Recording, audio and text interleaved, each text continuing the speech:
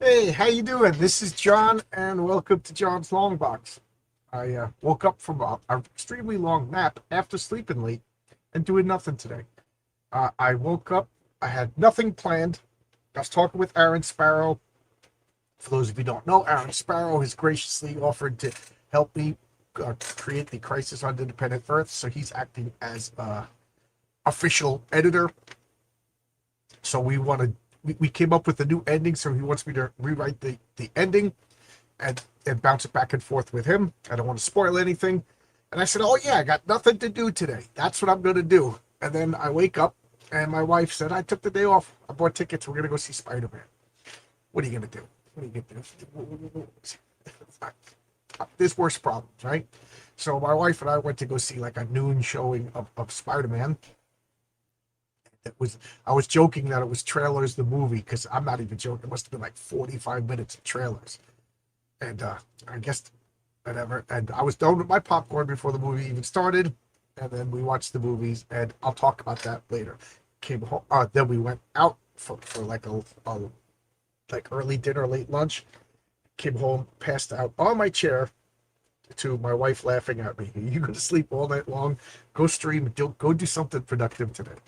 So she's upstairs doing something useful. I'm down here talking about Spider Man. What a life, huh? What a life. So I thought I'd fire up a stream and talk to people. I'm filibustering. First off, this is an open invite. If you want to come in and talk about Spider-Man, I mean, it's going to be filled with spoilers. So if that's your concern, but let's keep it family friendly. Turn on your camera. That reduces shenanigans, and we'll talk about Spider-Man. If you disagree with me, is fine. That's fine. Uh, but I'm just going to filibuster a bit. So first and foremost, let's remind everybody about the Heroic Tales Christmas special. It's live on Fund My Comic. I just paid for shipping yesterday, so you know that's pretty much confirmation that it's done, right? You don't pay to ship stuff. Not, I'm sorry, I paid for printing. I paid for printing. So now it's just wait until it shows up and check out my new coffee cup. Crisis on Independent Earths. I'll tell you about that in a minute too. Ooh, that's a good cup of coffee. So it's being printed. I think I don't know what the weight is, but Phil Diaz, the Zade brothers, they got the order, they got everything, and they're two-man crew. So let's see. They're finishing printing their comic, and then they're printing mine. I think I'm the first non-in-house person to print. Glorious newsprint. It looks awesome. I got I got two print proofs. Three proofs. They sent me the one that was messed up. What were they going to do with it? Also, if you back it on Kickstarter, I think there's 18 days left for the campaign. So I'm hope I don't know. Will it be here before the campaign ends? That's what I'm hoping. I think it just would be just like a small victory to actually have the comic book at my house ready to go before the Kickstarter campaign is even finished. That would be fun. That would be fun. And here is the T Fury store. So everything here supports the Crisis on Independent Earths. It's it. I make $1 on each project, so it's not. It's what's oh it's I said T Fury. What is T Fury? T Fury is something else. Yeah, T Public. T Public. So I'll bring it up. Where is it? Right here. I will bring it up and I will show what I'm talking about. So you can get these T-shirts. The price went back down again. I don't know if it'll ever, but so it's $16. It says 24. I don't know. Maybe that's a marketing scam, but whatever. I make $1 a shirt, so it's not like I'm getting rich or anything like that. I'm making $1 a shirt. That money's gonna go right to help producing this comic book, The Crisis on Independent Earths. Oh, that's good coffee. That's good coffee. So, might as well talk. What is the Crisis on Independent Earths? Well, the Crisis on Independent Earths is I want to make my face small. Can I make my face small? No, I cannot. Of course. Okay. Can I make it even smaller? There we go. The Crisis on Independent Earths is an idea that I had. Um, it's It's inspired by the Crisis on Independent Earth. It's inspired by the Crisis on Infinite Earth from DC Comics, where they took all of their universes and merged them into one. I don't. It's supposed to be streamlined, but it ended up being a convoluted mess. But what I think would be fun is all of us independent comic book makers, if we made one book together. So what it is the Zero agent, this Division Zero. Division Zero is this agency that exists outside of time and space. They exist in the cracks between the universes, and the universes, as they float like tectonic plates, they cause friction and energy is created. They exist within these energy streams that separate the universes. They draw upon that energy, and they use that energy to do various things that I'm not going to talk about now. But they notice that universes are being destroyed. So they use this infinite energy. They draw on the energy created by the friction of universes, and they twist everything. They make an intersect. It's called an alif, but nobody knew what that word meant, so intersect seemed to work better. And for a brief moment, all time and space, they create a point that intersects everything. And because of that, it causes weirdness in your universe. Your guys get attracted to it. They get to it. There's some sort of obstacle. And then boom, I don't want to tell you what happens after that. Read the book. But it draws your character. It's not a crossover. It's not a multiverse. And this could be in continuity in your comics. You could also just never reference it again. It's designed in a way to be minimally intrusive to everybody's universes. Because I don't know about you, I'm a continuity freak, and I don't want your worlds contaminating my worlds, and I don't want my world to contaminate your world. But I think this is a good balance. Everybody who's read the script understands what I'm going for. So you can contribute. We got like 35 contributors. Some small, some never made a comic book. Some guys like Chuck Dixon and Joe Bennett, who are huge, big deals. We got Josh Howard, Adam Lawson, Brian Bow, Fabrizio Aiello, Adam Sparrow, Jesse Blaze Snyder. Geez, I could go on and on and on and on. And we're all going to work together, 3 to 5 pages. So here are the rules. If you want to submit to this, reach out to me. johnslongbox@yahoo.com, direct message at Twitter, put a comment in the comment section here. I'm easy to get in touch with. And I'll send you the opening script, which I'm going to tweak a little bit. 3 to 5 pages within the spirit of the story. No more drama online. This is a unity project. Let's all get along. Let's stop with this nonsense fighting. And then all your pages have to be done by January 1st. That's the rules. That's the rules. And it's open to anybody. Yes, even that guy you don't like, even that guy you fight with online, it's open to that guy too. If they can follow the rules, everybody's involved. So just keep that in mind. You will probably be in this book with somebody you don't like. When you buy this book, there's probably going to be 3 to 5 pages by somebody you don't like. That's, those days, as far as I'm concerned, those days are over. This is a clean slate. Let's start all over again. So that's the premise there. So I'm just filibustering to see if anybody wants to pop in and talk about the new Spider-Man movie. I just saw the new Spider-Man movie today, brand new day. Anybody want to come in? Here is the link. I'm filibustering for a couple of minutes. We already got people watching. If anybody wants to come in and talk about it with me, it would say I can't stand being on by myself. Am I talking about the recent Spider-Man arc of the movie? I'm talking about the movie. My wife and I went to go see the movie today. We both loved it. So spoiler alert there. We both loved the movie. Oh, that's good coffee. That's good coffee. Steven Silhouette, the number one public enemy, the number one public eye fan. It's my own characters. I'm messing them up. I managed to avoid all spoilers, so Gene and everything else was a surprise, but still, it was the kind of movie that makes me consider trying my hand at writing. No, that's a good thing. My wife was totally surprised by Gene.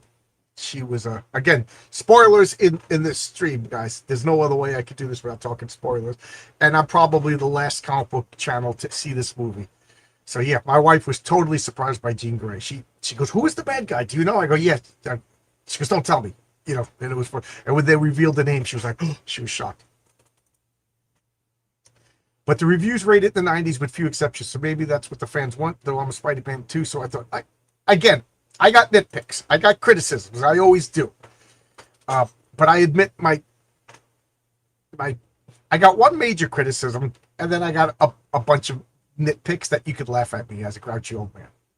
So again, if anybody wants to come in, I've been trying to hold off talking about it because I hate being the only one on camera. I'd rather have something else showing up. Maybe I'll find some images from the movie. What's it called? Brand New Day. Okay. Let's find some images from the movie.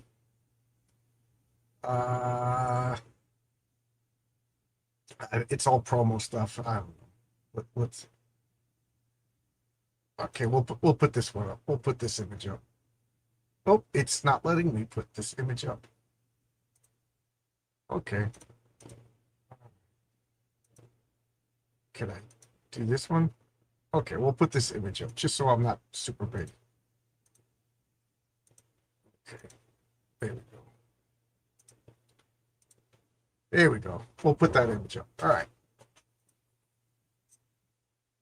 It's funny. Okay, so we'll start with this. Sadie Sink, Jean Grey would have been better as Mary Jane than Zendaya. That's for sure. It's funny because when I heard that she was cast, I forget if I made this up or if somebody said it and I believed it, but I thought she was going to be Mary Jane. And because didn't they make a big deal of saying that that Zendaya is MJ and MJ is not Mary Jane? It's a different character. So I was like, oh, so they're finally going to introduce Mary Jane because it seems like the Spider-Man movies are course corrected. So first thing, I thought Sadie Sink was going to play Mary Jane. So, and then, of course, it got spoiled online because, if you're not there to see it in the first day, you're going to get spoilers. So then I heard that she was Jean Grey. You know what? I'm cool with that casting too. She's a good Jean Grey. She's young enough so that she could play like Jean Grey in the early days of the X-Men. She could, get older with the role. And I always just feel bad. Like, does Sadie Sink know what happens to Phoenix? You know what I mean? Did she read the stuff? Or she just like, oh, cool, I got an acting role. And then her being Jean Grey, doing all that mental feats. After the movie, I said to my wife, like the next clobbering time has got to be Brand New Day, Jean Grey versus 11 from Stranger Days, right? Because they both have the same exact story. Okay, so that was the obvious one. My wife was shocked by Sadie. I think she's perfectly cast. She would have been perfectly cast as Mary Jane, although she's like, I don't know. Mary Jane to me is more like va va va voom, where Sadie Sinks to me, maybe it's because I saw her in Stranger Days. I still think of her as a little kid, so I don't know. I couldn't picture her as Mary Jane, but I thought she was cast, and I was like, all right, at least they got a pretty redhead to play Mary Jane. But we were all led astray. Okay, so let's start at the beginning. This is my favorite Spider-Man costume. By far, this is my favorite Spider-Man. Look at that. That is the character. It's got the right colors. Tom Holland, or the stuntman who played him in most of the movie, because this is another thing I liked about the movie, was he wore the costume for most of, like, every Marvel. That's been a major, major criticism of all the MCU movies, is that these actors can't wait to whip their helmets off. Like Captain America, Chris Evans, did he wear like the Captain America mask for like more than 4 minutes in 10 movies? They didn't even put him in a proper Captain America costume half the time.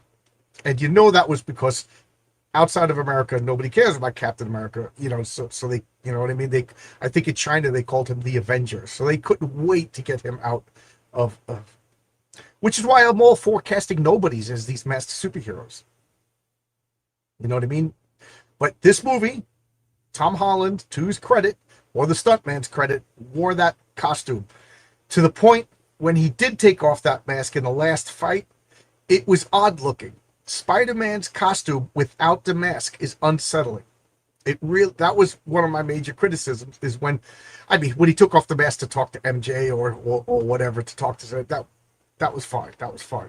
But when he was doing Spider-Man stuff, like in that last fight without the mask, I don't know. That is Spider-Man. What I'm looking at right there is Spider-Man. So when it's Spider-Man with the human head, to me that's as jarring as Chewbacca with the human head. You know what I mean? This is the way Spider-Man is supposed to look. So to his credit, 90% of the time he wore the mask, and it was cool. Like I liked interacting with the police, talking around, you know, walking through the hospitals and things like that in the Spider-Man costume. It was cool. And then I liked how he did like Spider-Man poses when it was time to fight. He jumped around like again. I don't know if it's Tom Holland or the stuntman. I imagine it's the stuntman. Steven Silhouette says nothing about Zendaya's MJ performance that I find appealing. Um, okay, so I said a lot of positive things. I'm going to say negative things. I don't hate Zendaya the way everybody else does, and it's probably because I haven't seen her in most things. I'm trying to think of how many movies I've actually seen her in. I can only think of the Spider-Man movies. Like I didn't see Dune. I can't think of any other Zendaya movie that I've seen. I'm sure there's something, but she's not an actor or an actress that I've seen a lot. Um, she's not. People say that she's ugly. She's an attractive woman. She's not Mary Jane. She's miscast, but she looked odd. She looked odd. I kept asking my wife, is her makeup just bad, or did she get plastic surgery? Because she didn't look right. She looked like somebody was wearing a Zendaya mask, and that's a weird criticism. But she, like Nicole Kidman, when there's a an ad for Regal Theaters or whatever that comes on. We go to the same movie theater. This is our movie theater. My wife and I, we always do that. We find our movie theater, and that's the movie theater we go to. They always play this Nicole Kidman, bumper or trail or whatever, and I can't look at it. I literally look away. My wife looks at me and laughs during the whole time it's on because Nicole Kidman, the plastic surgery that she got makes her look like it triggers my uncanny valley response. I can't look at her. I can't look at her. I started to get that feeling from Zendaya. Now, is it just bad makeup? Is it? And I feel bad saying this because I don't hate on her the way everybody else hates on her. I got no problems with this person. I do think she's attractive. I just don't think she's Mary Jane, which is why she's MJ. But I don't know. Can anybody? Did she get plastic surgery? Is she growing up and she just looks weird now? I don't know. Because isn't she still young? Do you mean Stranger Things? I hear, but she is still. Yeah. What did I say? What did I say? Did I say Stranger Things? Did I say something else? Yeah. She still looks. Sadie Sink still looks like a little kid, which made the character of Jean Grey work in this movie. I'll talk more about Jean Grey later, but Sadie Sink looks like a little girl, which is why I was kind of glad that she's not playing Mary Jane, because Mary Jane is an adult Vavoom woman. She's not a little girl. I mean, I'm sure they could have dressed Sadie Sink, whatever, but I'm glad she didn't play Mary Jane. Although if she did play Mary Jane, I would have been happy because at least I would have had a redhead. But Sadie Sink looks like, I don't know, she looks like she's like, how children have big heads and big eyes, like at least at Norman Rock. She looks like a Norman Rockwell painted. So it made you forgive the horrific things that she did in this movie. You know what I mean? Because she looked like a child. It's not her look; it's her snarky character. Yeah, to her credit, she wasn't as snarky in this movie, and I can't believe I'm like defending her because I could care less about her either way. But I will talk about her in a minute. I do like Tom as Peter Parker. He's winning me over. He's my least favorite actor to play Spider-Man because he just doesn't look it. There was my wife says I'm so mean, and I don't mean to be mean. I'm just trying to be honest.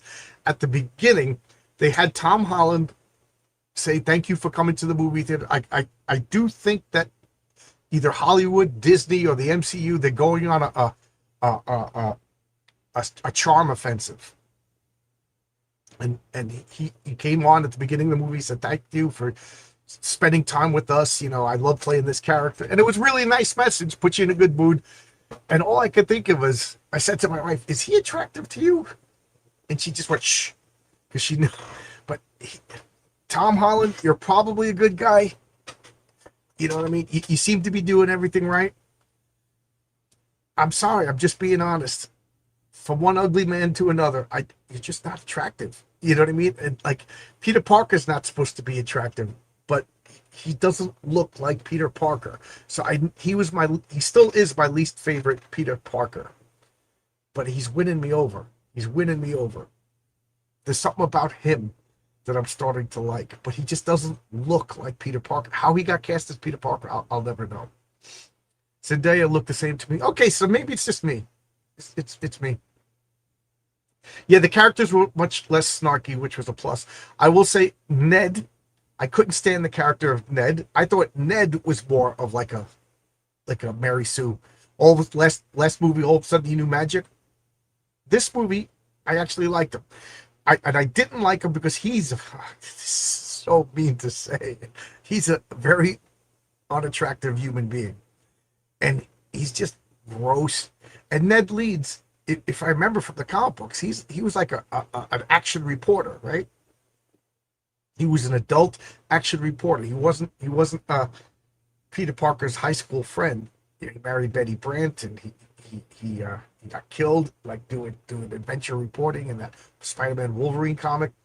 You know, he was like a man's man, tough guy, you know, action reporter kind of guy. He wasn't the fat guy. The other thing I can't stand is the guy who plays Flash Thompson.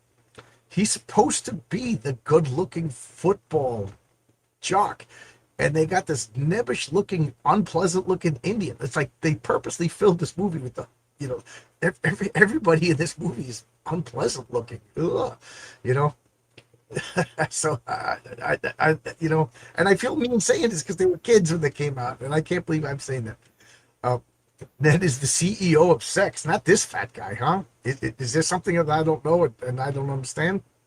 You know what else I don't know and I don't understand? I don't understand Arkham. So now I can get rid of this image because I just didn't want to see myself big. I can't stand looking. That's right. I'll help pollute the visuals with old man presence. Did you see the movie? Yeah, I saw the movie. Probably the second day it came out. Did you like it or dislike it? I enjoyed it. I think what they should have done was keep their original plans for a different villain, because I thought the whole thing with Jean Grey really did not help her character in any way, shape, or form. Okay, we'll get to the. I want to start this out with the things that I liked about the movie, even though I already strayed. I love the costume. Yes, even though it doesn't fit perfectly, that's the point because it was made by him. And like when he dives down, you can see the little ripples of the costume flapping and stuff. Really enjoyed those small details. To me, we finally got a Spider-Man movie as far as he looks like Spider-Man in the comics. The colors were right, you know. I absolutely, and I already said I love that he kept his mask on for most of the action scenes. Oh, absolutely. One thing I would definitely say that I loved about it is the interaction where you get to see a lot through his perspective. So you got to see like him swinging and stuff like that. Way more than previous movies. It felt like a Spider-Man movie. Excuse me. Yeah, that brings me to the next thing I absolutely loved about this movie was New York City itself. Yeah. Every Spider-Man movie tends to show this glamorous skyscrapers, shining, beautiful New York City. But the New York City of this movie was like a Frank Miller version of New York City, you know? So, New York City. Yeah, the real New York City. It was dirty. It was grimy. It was overpopulated. It was noisy. Swinging, when he was swinging around, it was dangerous. It made, you know, I can't help but think like play my role-playing games. If somebody was to play Spider-Man, you would have to make like agility saves every couple of minutes or like risk impaling yourself or whatever, which shouldn't be a problem because you're Spider-Man. But you know what I mean? That's why the average person doesn't swing around Manhattan. It's dangerous. And that's also how Spider-Man can do it is he has spider sense. Right. He has spider senses. He has enhanced, you know, physical abilities, height senses. It was like every time he landed, it was water towers and brick. You know, I thought that was cool. Like, Very you know, much. this is an odd comment, but like I was like, this is Matt Barr. He drew. If anybody read Rock and Roll Ninja, that's the way he drew Manhattan. And as a construction worker who's worked in Manhattan for past 22. I appreciated because that's the New York I see. You know, Right. there was a lot of time spent on construction sites, on girders, going up and down scaffolding, just piles of bricks over here. And then of course in the scene with the Hulk, the buildings became unconstructed buildings, holes in the wall, and I was like, oh wow, this is the Spider-Man. Spider-Man's inhabiting my Manhattan. And I don't want to sound like one of these people that I need my representation, but like every Oh, John, I other, heard you complaining about it the other day. right, every other Spider-Man movie, it's glass skyscrapers and glamorous movie Manhattan. This was like more realistic Manhattan. I loved that. Remember when most movies, especially in the 80s and 90s, showed you the real Manhattan and didn't sugarcoat anything? Well, go watch a Taxi Driver for real Manhattan. I mean, just go watch Taxi Driver. Amazing movie. Yep. By the way, the actor for MCU going to appear in Chris Hansen movie was one of the Predators that Chris Hansen. Really? Oh. By the way, the actor in the MCU. Okay. I took it down. I'm sorry. Yeah, which MCU movie? Which actor? Yeah, I don't know. The scenery was beautiful. Okay. Did anyone see the trailer for Chris Hansen? Sorry, Pat Robinson as Chris Hansen. No, I did. I have no idea. When I walked into the movie theater with my wife, I actually stopped and I was looking at all the posters and I said, I have no idea this is, I don't know if it's me or is Hollywood just dropping the ball at advertising what's coming out. Like, they suck at advertising now. Yeah, I literally don't know until somebody asks me, hey, did you see that, Filbert movie? I'm like, what are you talking about? I didn't know Filbert was coming out. I just made up Filbert. It's not a real movie. What is Spider-Man, Ned, and MJ supposed to be living in Brooklyn? Yes. They lived in Brooklyn because Brooklyn is the new cool spot. So, but he's from Queens, though, right? But Peter Parker was born in Flushing, Queens, grew up in Flushing, Queens, and then got in the comics, he got an apartment like in the Lower East Side because that was cool back then. But when the Spider-Man movie came out, he was living in Brooklyn because Brooklyn is now the cool part of the five boroughs. It's cheaper than Manhattan, although I think because it became cool, I think the rates of Brooklyn are going up and the rates of Manhattan are going down. Yeah, the first three Spider-Man movies were mostly green screen. I don't know if these were sets, green screen, CGI, whatever, but it worked for me. It looked good. This is probably, I think, honestly, I like the last two Spider-Man movies more than the first two. And it's not because there's more characters in it at all. It just seems like they took a lot more time with these two to really try to stick the landing. I don't know if it's because they both came out when Marvel was really starting to shit the bed, and they're like, let's step it up or what?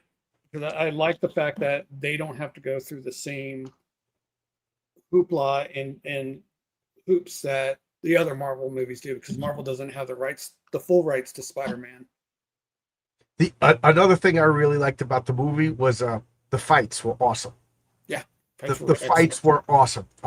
Spider-Man was dangerous. He was fighting like he was dodging bullets. Spider-Man is not Batman. So he was dodging bullets. He's got heightened reflexes. He's got heightened senses. He was non-lethal. He was using webbing. Oh man, it showed you how cool webbing is as a power. He was taking people out. He fought. They made the Scorpion. It's funny because the Scorpion had really no personality or anything. He was just villain A, and he came out with that mechanical tail. But I think they did a good job with him. Yeah, I think they did a good job with the Scorpion. They made him dangerous. They showed the Tarantula for 2 seconds. They showed Tombstone for 2 seconds. You know what I mean? I wish they showed more of them. But the Scorpion, that fight with the Scorpion was cool. They made him a threat. I wished, because once I saw him standing there with the Scorpion tail, for a split second, I just realized, oh, this guy's goofy. Because in the comic books, he can't take that suit off. He's grafted on. He was kind of tricked into it. You know what I mean? What's his name? Matt Gorgon, right? And the movie, it's clearly he puts on a suit. And it just like, why does he wear this cumbersome? He should be falling backwards because there's no way he could be strong enough to support. But, I told you I'm a nitpick. But they did a really good job. I love that fight with the Scorpion. Also, spoiler, I love the fight with the Hulk. Spider-Man was in a fight for his life. He didn't go toe-to-toe with the Hulk. He survived a fight with the Hulk. You know what I mean? And the Hulk pretty much defeated himself, which I thought was pretty good. Spider-Man. That's something in comic books in general. I think they forgot. You don't fight the Hulk. You survive the Hulk. Right. Just as you said, you Right. fight the Hulk. You should be running for your They life. showed you Spider-Man's a powerhouse, but Right. there's degrees of powerhouse. Hulk was a monster. That's another thing I liked about the movie, was underlying this movie. I think they're setting up the X-Men, and I think they're going to go in the direction that I like with the X-Men, where the mutants are scary and dangerous. Something I've always wanted. It's not. This is me speculating. I don't know anything Right. about this, because Jean Grey was horrible, like a horrible person. She, and I thought that was realistic. Now, did it assassinate the character of Jean Grey? We'll talk about that later when we talk about the negatives. But I liked the portrayal of. I live in a bubble. Let's pretend I live in. I don't know who Jean Grey is. I don't know she's going to be Phoenix or Marvel Girl in the X. She's just villain of the week. She was excellent. She was terrifying. She was scary. And then when you found out her motivations, all I could think of is she looked like a little girl. And let's be realistic. We've all lived through COVID. Could you just imagine a 13, 12-year-old girl who feels wronged and has this power? Right. You know what I mean? I do believe that the average person given superpowers would be a villain. So I believe Jean Grey. And, you know, I know it's right now, it's like, oh, we don't want a sympathetic villain.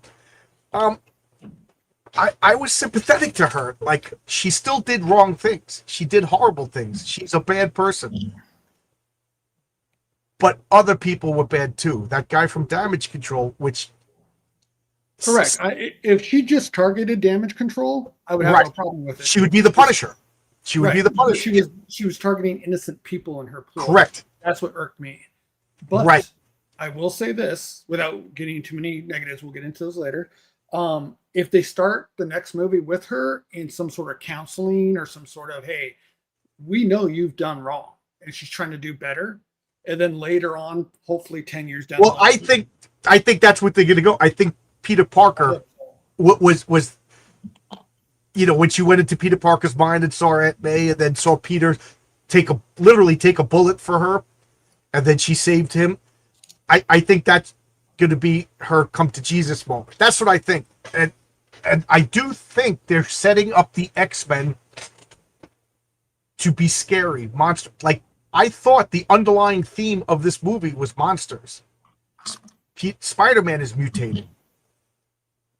Jean Grey was a monster. The Hulk was a monster. You know, and then the worst monster of them all was the guy who pretended to be a good guy. You know, and you know, I can't remember the character's name. one from Damage Inc. Yeah, the leader. You know, he was the worst monster of them all. You know, there's nothing more monstrous than an unethical scientist. You know, don't want to go to the Nazi word, but that, you know what I mean. That he was like a Mengele kind of guy. Like, Yeah, he was a geneticist trying to, you know, unlock those potentials of mutants and probably use them for something, of course, nefarious later on. I feel the same way. As soon as I saw the inhibitors, I was like, okay, so this is how they're going to deal with mutants. You know, now, is this how they're going to introduce? Like, is he going to mutate into Venom? Is this going to be something that they're going to bring up? I don't know. I was like, oh man, he's mutating the DNA or whatever. And then I just have to tell myself, this isn't the comic books. It's the movie. Another good thing about this movie, they didn't reference the blip, which I thought was a terrible idea. Do you know what I'm even talking about? The Yes. blip. You notice they didn't reference it. You want complications in the story because complications create drama, and drama creates storytelling and tension and blah blah blah.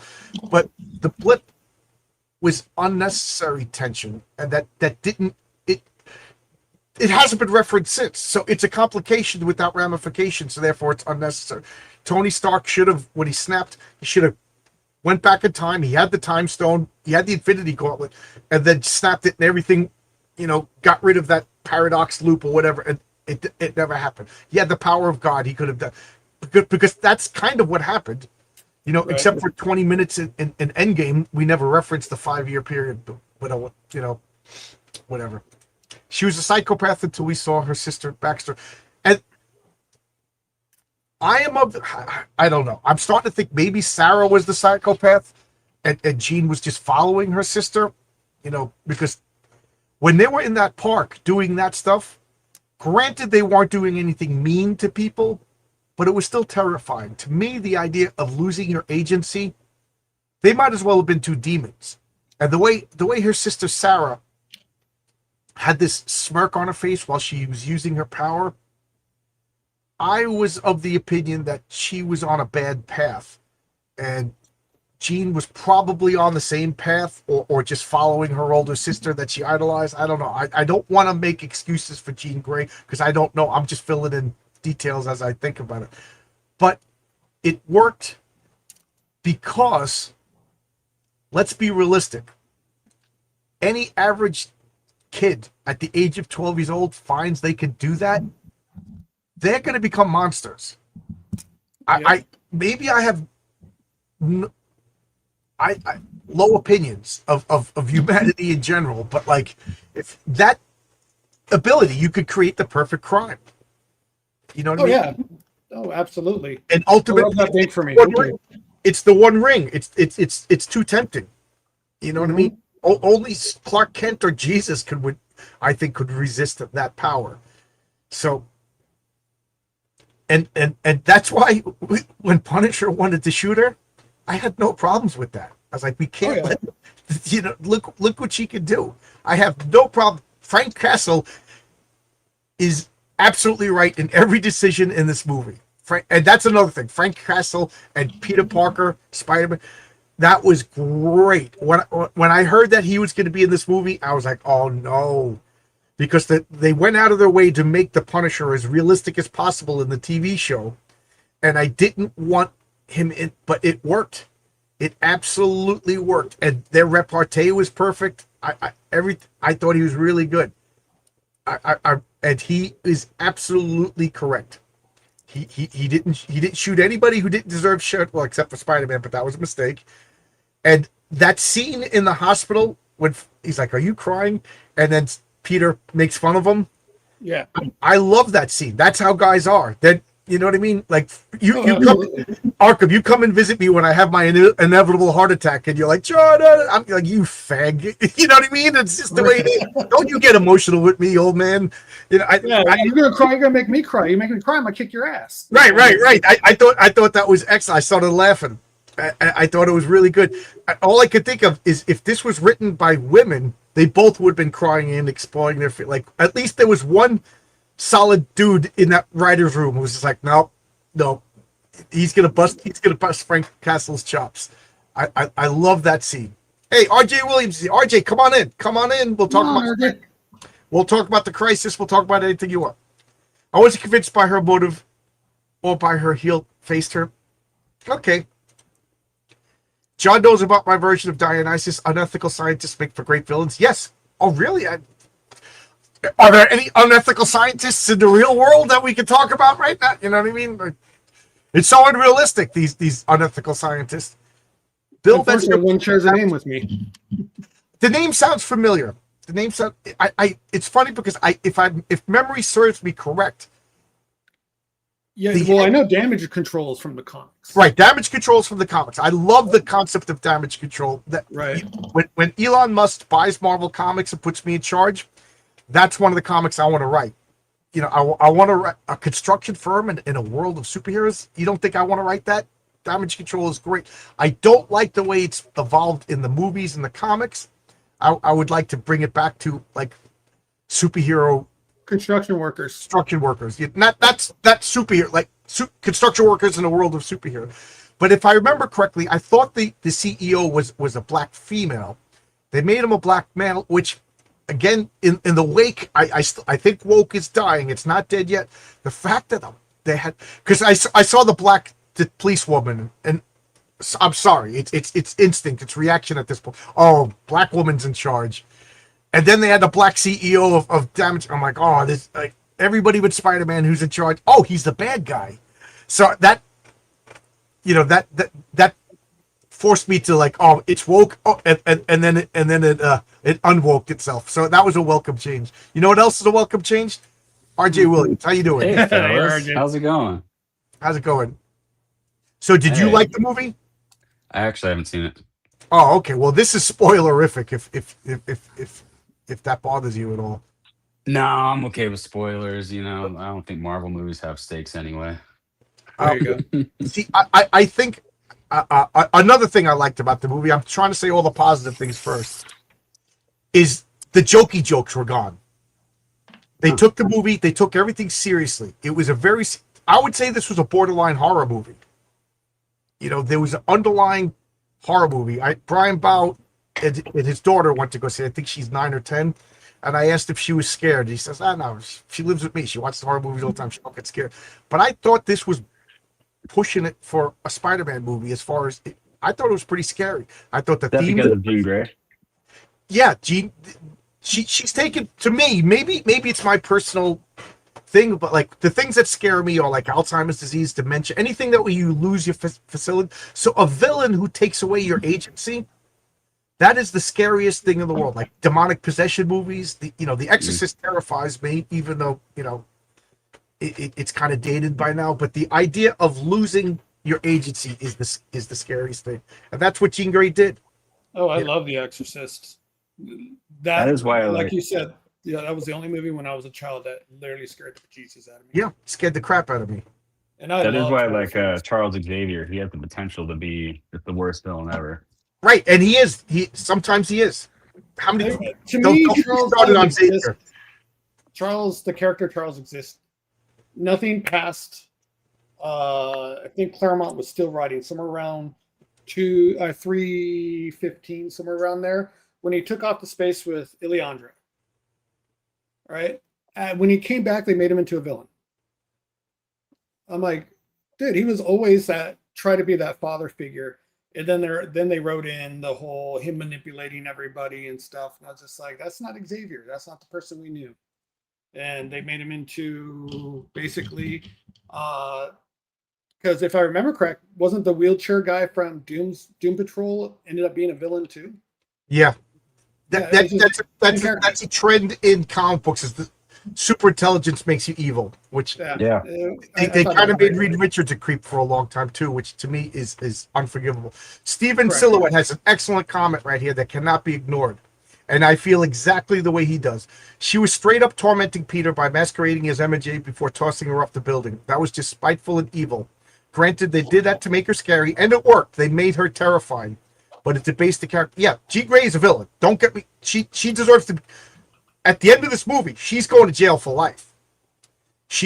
I understand why she did it, but like Arkham said, had she just went after the damage control guys who tortured and murdered her sister, that's a legitimate reason to you know what I mean? Like nobody cares that the mafia killed Frank Castle's family, and he goes out and kills villains. Nobody cares. Everybody's like, yeah, cheering him on. If Jean Grey had just went after the damage control people, we would be cheering her on. Don't get me wrong. Jean Grey is evil, and she's a villain.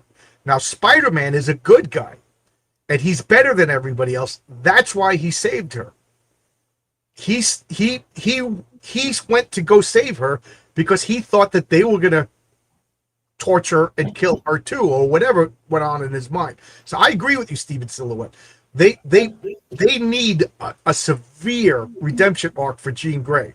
Now we all know in the comic books what happens to Jean Grey, but at this point she's not even Marvel girl yet. You know, If they would have had like Purple Man, bring him back, because David Tennant as Purple Man was amazing. yeah, but he wouldn't have been sympathetic. Oh no, not at all. And no, Yeah. we don't need sympathetic villains. Purple Man or Negative Man, either one of those two could have been manipulating Jean. And Oh, I got it. bugging her to make these decisions, have her save some grace, and because technically in the comic books, Jean does not possess people; she's a telepath, and not even a very powerful one. Right? They made up powers for her. Yes, they Right. made up powers. So if they could have, She was a weak telekinetic, but oh, that's right. And the I've since come to realize that the MCU is its own thing, and I can't. Yeah. But if you would have just had, like I said, Purple Man, Negative Man, any of these got people that are legitimate Spider-Man villains that have the ability to manipulate and possess people, have Jean, have them manipulate Jean. Because of her telepathy, it's easier for them to manipulate her from a distance as opposed to somebody else that they should to be closer to. I'll get to one of my nitpicks is Mm-hmm. she couldn't control Spider-Man because why? Because of plot armor. Yeah. Right. That was a big flaw. Like all of a sudden she couldn't control Spider-Man and because that would have been the end of the movie. You know what I mean? Good night, John. That showed you that there was some weakness in the story. But yes, all of a sudden Peter realized that damage control direction lied to him, and that made him Peter suddenly realized that he lied so that he wasn't on the up and up. Not that he needed to go save her. He needed what was going on. What is going on? I don't think he said, okay, she's a good guy now. I think Peter is a good guy. And Peter recognized, okay, there's two problems here. Jean Grey is a problem, and this guy Metzger is also a problem. I don't think that made Jean a good guy in Peter's mind. Peter is ultimately Superman would have done the same thing. He would have went and said, what is really going on here? Two people could be evil. Two people could be evil. I think the female cop worked because Spider-Man was a loner who wanted a surrogate Ant-Man. Oh, that's a good point. Dale, the installation. That's a good point.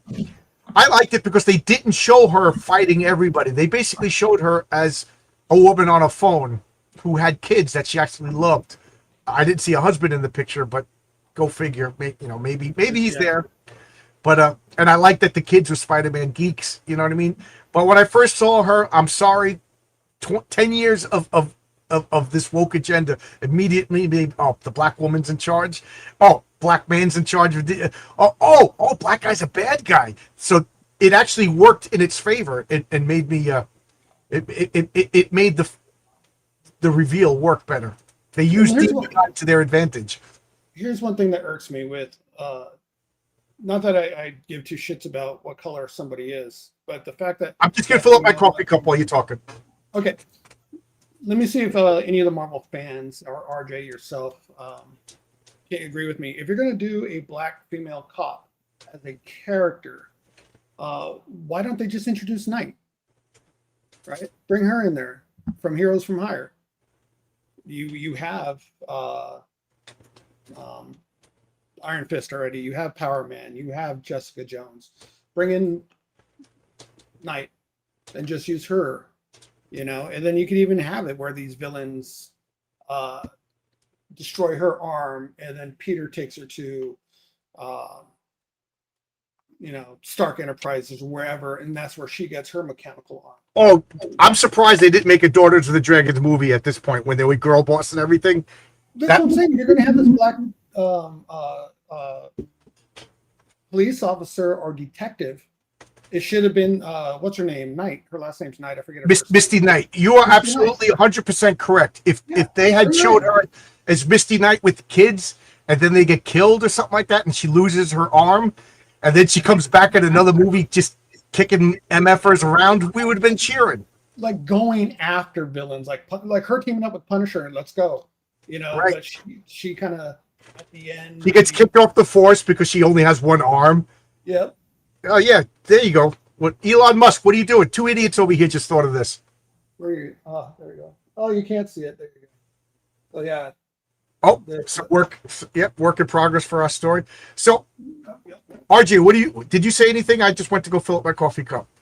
No, sorry, I'm washing dishes in the background, so I muted myself. Gotta clean up. You guys. So Steven Silhouette has a lot of good comments. If they lean more into the horror aspect of the existential crisis where everyone is needed therapy, I thought this movie walked the line. I'm a big fan of superhero and horror. I think it works really, really well. And again, when Elon Musk, when he puts me in charge, the X-Men is going to be a flat-out horror comic book. But I think Daredevil, if you remember, like Daredevil, some of the stories during Inferno, Daredevil works great with horror because he's a man with no fear, and that's generally what demons and other monsters try to do. This is a good point. She didn't know that they tortured her, but she thought her sister was just imprisoned. Yep. Good point. So that makes Jean even worse. Good Good point. And her sharing an Aunt May moment and serving as life support was enough, or it could have worked if it was hinted that she had altered. No, I think we were supposed to take that she saw Spider-Man, like Superman, like Captain America, or like true heroes are inspirational. And I think she saw that Peter suffered loss. Granted, his aunt wasn't tortured and killed, Okay. and then he came out to be a better person. I think there might be a scene on the cutting room floor where she realizes that she's ashamed of herself or something like that. I do agree they need to work on this character. If they want us to believe that Jean Grey could possibly be a hero, they need to work on this character. They need rehabilitation. As of right now, she's evil. Jean Grey is a villain. Mm-hmm. Make no bones about it. She's a villain. The fact that you're right. She didn't realize that her sister was tortured and killed when she was doing all that stuff. Makes her even worse of a villain. Thank you for bringing that up. Hashtag Jean Grey was always evil. No. X-Men could be a killer horror. Absolutely. So I'm trying to think of other good things. I like that they tried their best to redeem Mark Ruffalo, or Ruffalo, however you pronounce his name. They had him smiling. They had him pleasant. And when he was done being the Hulk, his first thought was always, did I hurt anybody? I thought that was a nice touch. Yes. And to me, that made the Hulk scarier. Because, that showed that when he hulks out, he absolutely has no control. It literally is a monster. The Hulk was a monster in that movie, and I appreciated it. I thought it was that's cool. the way the Hulk should be. It should be that even the heroes are afraid to use him when they have to. And like we turn that on, we have to turn it off when he's done. Or we just leave him there till it calms down. What do we do? And then he's like, you want to use this to turn off all powers? That's a dangerous thing. And it's just like, dude, you turned into the Hulk. You should be appreciating this. We got to turn off powers. Look, we got Jean Grey's making people walk into.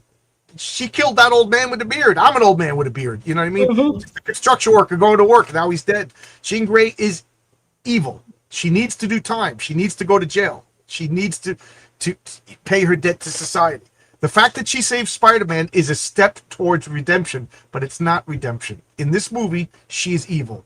I would love to see that construction worker survive. Supposedly, the studio issued a response that he survived. Oh, great. So he's in traction for the rest of his life. Right, but make him the leader of the Human Liberation Front, the anti. There you go. And you will see why he doesn't trust and he doesn't like mutants. Yeah. It's right there. She cost him everything. Right. There's your likable villain. There you go. Or he becomes Tank in the Marauders. You know what I mean? Yeah. Yeah. Make him get a call from was it Mariko? That was the leader of the Marauders? It was Perez at first, if I remember. Yeah, have Perez call him.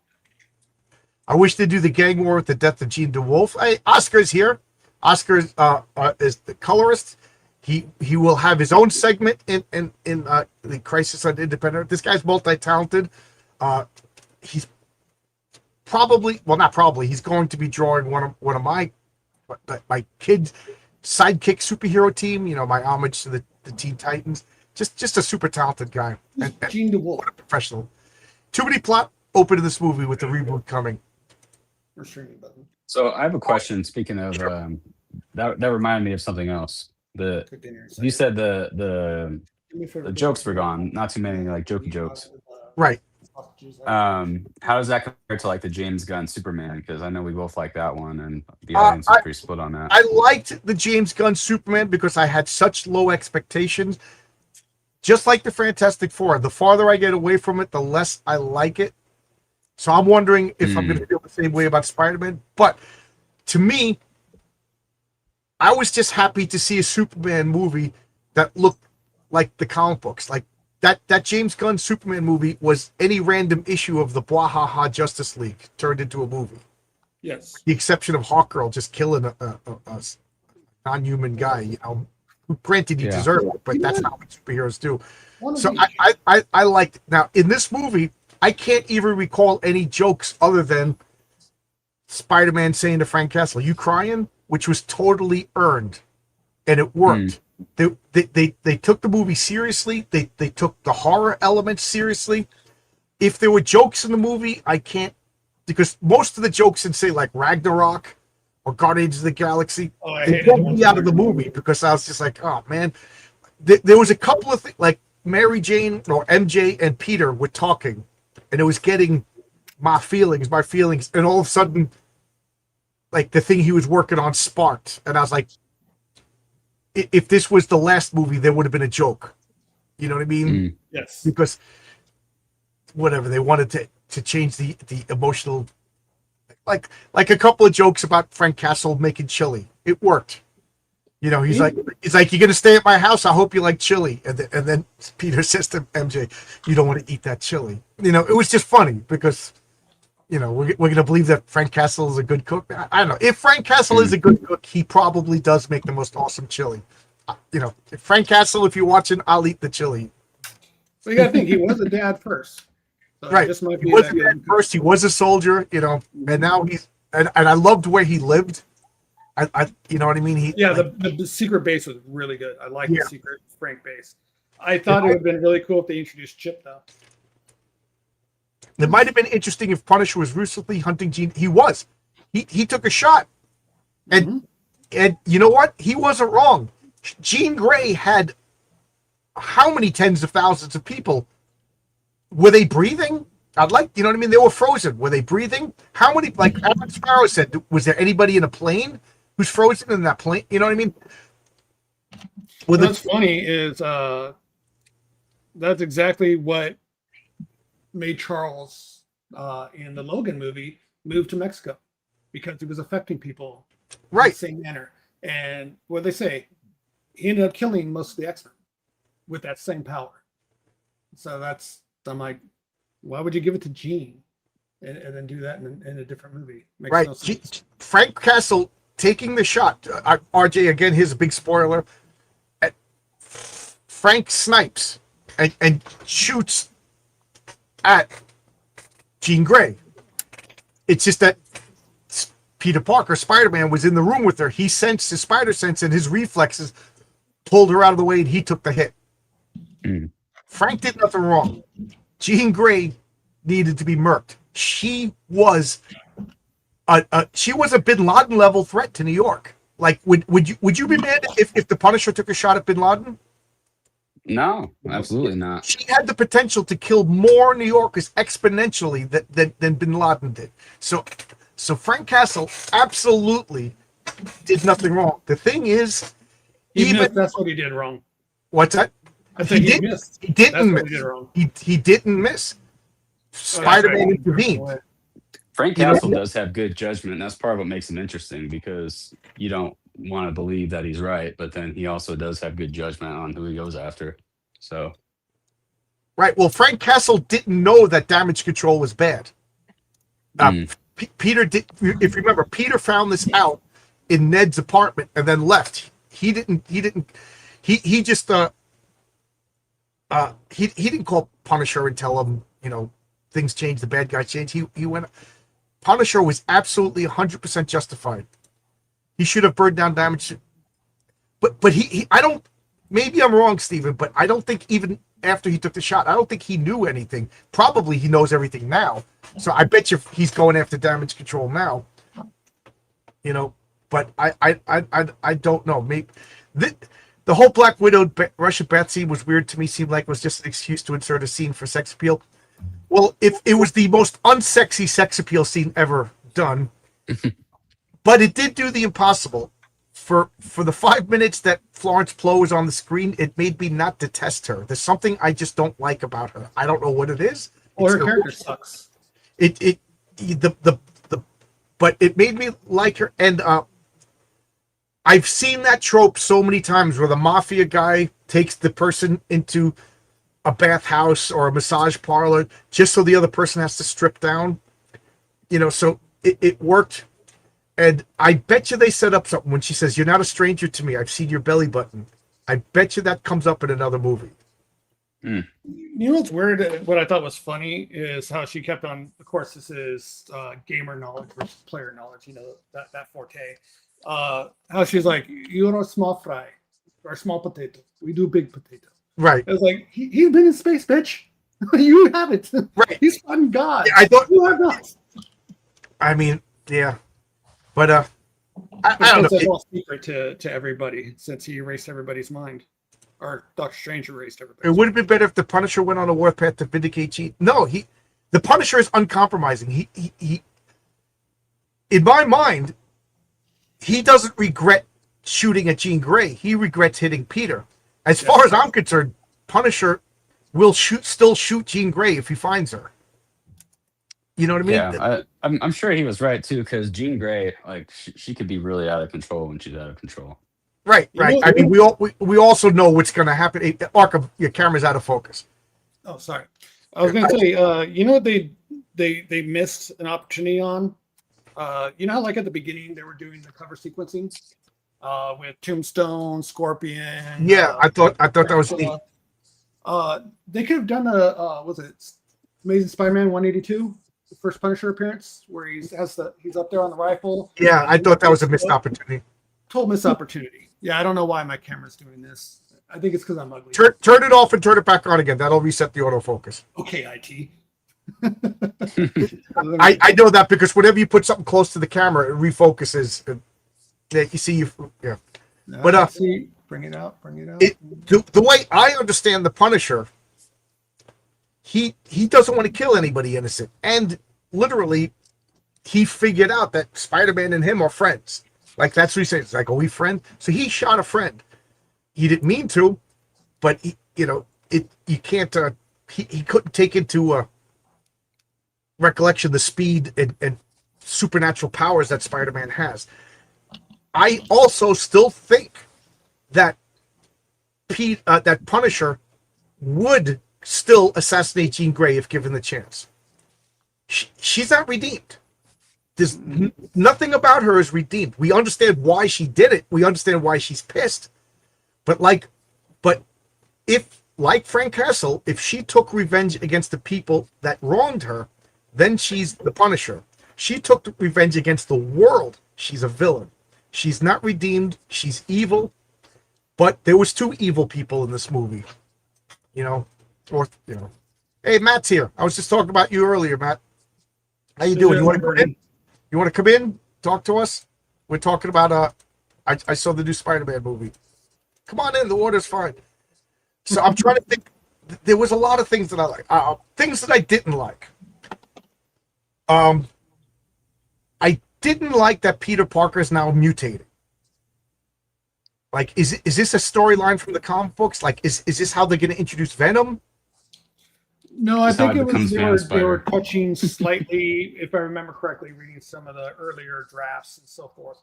They were playing with the idea of Spider-Man turning into the Man-Spider. The whole 6 arms kind of. Right. I knew that. That's around 101. Now, I think Steven said this in the chat. I think this is just so he could invent that mutant inhibitor for the X-Men movies. Well, that, and they don't have to do the web shooters anymore if he just can naturally start doing it. Yeah, but I don't know. I like he has web shooters in the comic books. Like that was the one thing I didn't like about the Tobey Maguire Spider-Man. Why would he have to do this? If he should be able to flex his muscles or whatever. But anyway, I'm a crazy person. So that I kind of didn't like. This is a super nitpick. Where did Peter get the money to rent out that apartment? Should have cost like $4,000 a month. I don't care if there was asbestos in it or not. It's Manhattan. He's the skylight, big spacious studio apartment in Manhattan. How is he paying for that? And then how is he paying for all the tech? Now, did he get money from Stark? And I forget. Did Stark will him money? Well, Because he doesn't have a job. That's weird. If Stark did will him money, the banks won't know who he is anymore. Well, everybody forgot. When Tony Stark knew he was, that's right. Nobody knows who he is. Yeah. I was going to say nobody knows that he's Spider-Man, but technically, but nobody knows who Peter Parker is. Off. So yeah, so then why don't MJ and Ned know who Peter Parker is? Nobody knows who Peter Parker is. Right. Yeah, so that bothers me. All right, so Tony Stark gave him that machine that builds everything for him, but that machine doesn't pay his rent, get him pizza, you know, They should have done the photo thing. But here's a lot like for the inventions, I don't mind saying he didn't need to get money because at least as you and I know, in the comic books, he is a genius. right. He is a A lot of the genius. movie- yeah, a lot of the movies. Given the resources, he would invent stuff. Yeah. And Tony Stark did give him that technology magic 3D printer thing, right? Yeah. But it doesn't. Magic 3D printer. But it doesn't print money and it doesn't give him gold. So, like, how's he? And yes, that is a weird nitpick. Here is another weird nitpick that my wife rolled her eyes. What college in their right mind lets Bruce Banner teach in front of kids? Right. That guy should be in a research position only. There's no way any school is going to be like, you could not go in front of a classroom full of students. You know, And why would you start teaching instead of trying to develop what you already have? Arkham, fix your camera. I think a lot of scientists would teach as like a passion project. Right. I know he wanted to teach or whatever, but they no school in their right mind. The insurance company's going to let the Hulk, in a classroom full of students, Right. and they proved that he's a monster. You know what I mean? And also another thing I liked about the movie is the studio would not let Mark Ruffalo go on a press tour and open up his mouth. So they're finally figuring it out. Harrowberg is here. Movie was just okay. What was this brand new origin story of Jean Grey? Are all the X-Men going to be teens now? I mean, like, Yeah. All the Yeah. X-Men are going to be teens. well, they're going to start out young, I guess. Well, guess- the reason why they're hiring all younger actors, and I think it's a good idea, is say if they got 20 years of X-Men movies, every one of these actors can still be doing it. Right. I think that's what they're doing. Like Steven said in the chat that they had him mutate so he can invent the mutant suppressing technology for the X-Men movies. If Punisher and Jean are working against Damage Control or on Spider-Man, I don't get the way that would have put Spidey at odds with both them and the Punisher. Yeah. Let me guess. Logitech C920 webcam.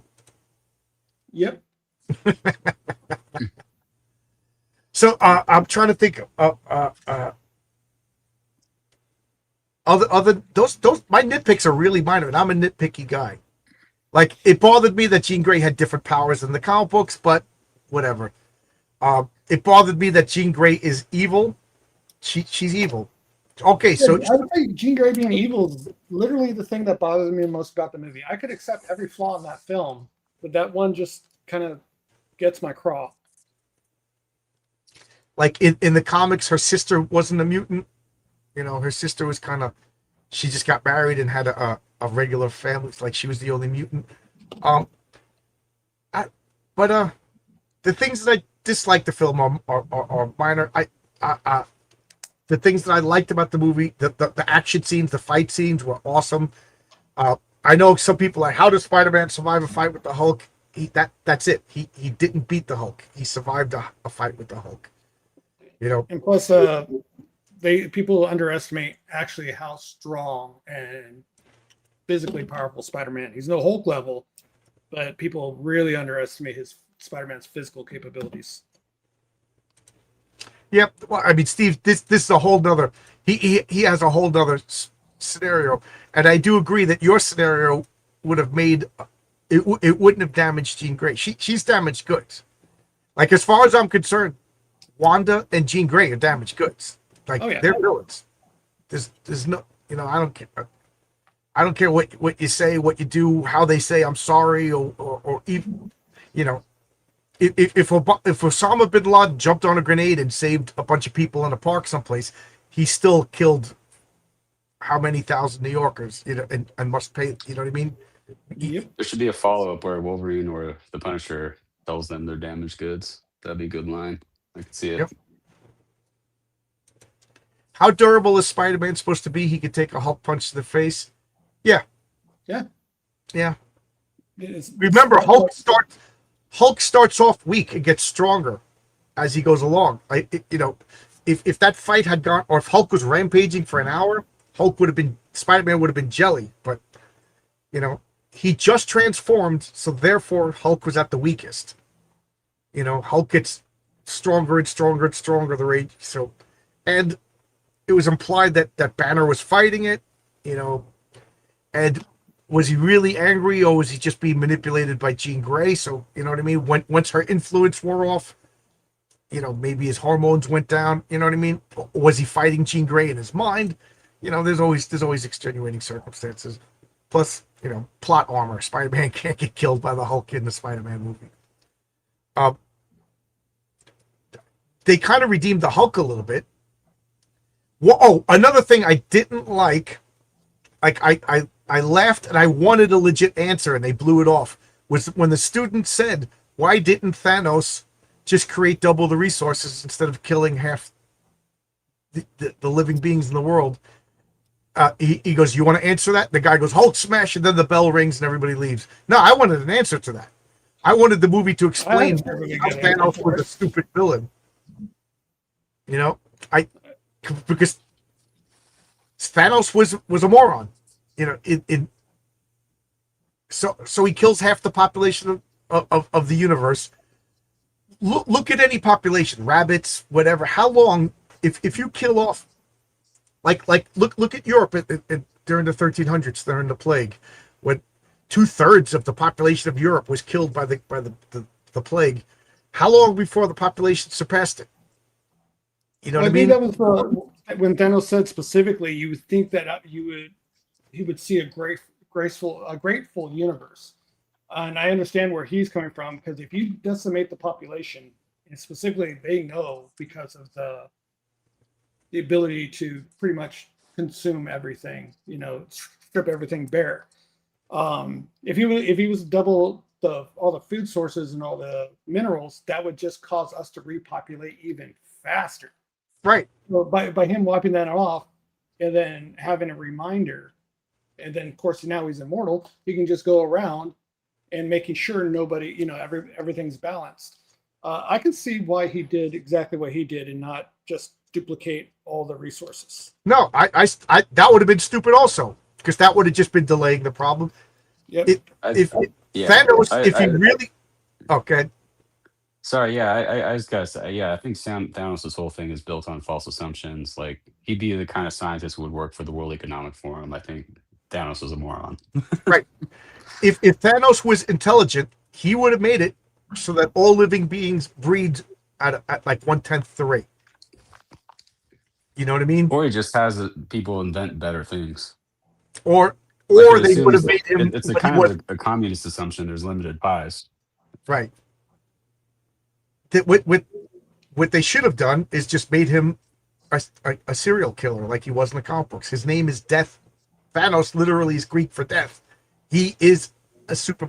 But I wondered, would that have made him too scary for the average person? Like, is that why they changed it, or did they really think we were going to be sympathetic to this moron? Because they really I did. think they thought we'd be sympathetic.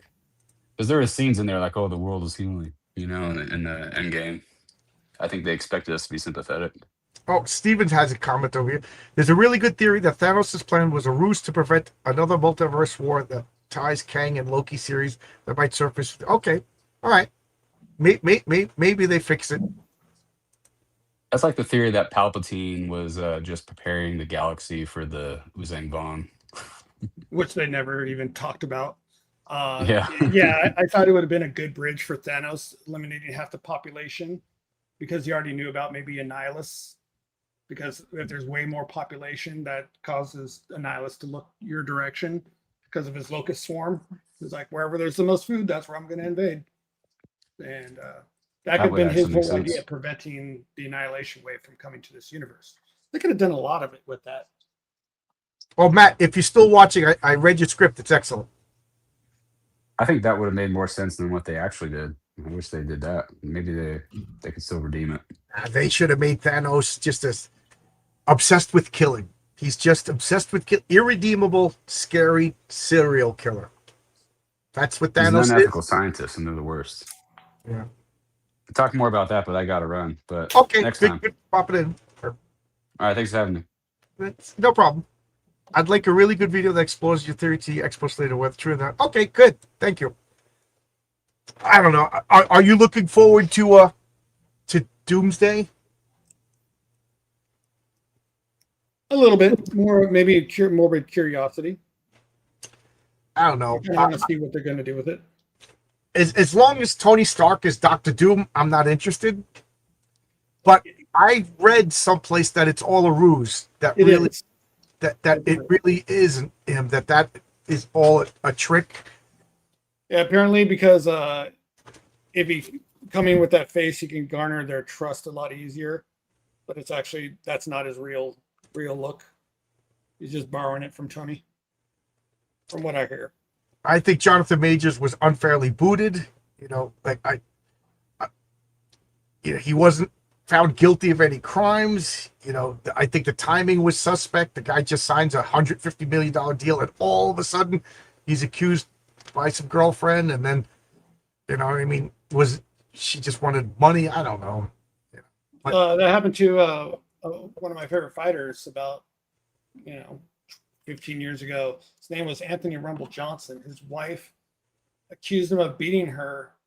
They fired him, and I'm like, he was literally in Japan at the time.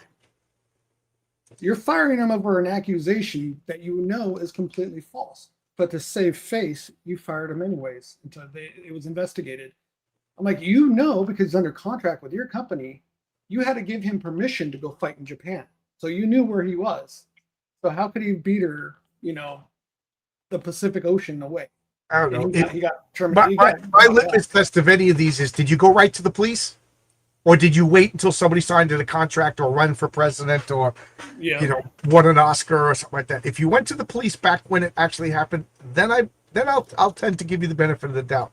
But 5 years later, when all of a sudden you signed a $50 million movie deal, or you became senator, or your comic book got renewed for a contract to turn into a movie, timing is sus.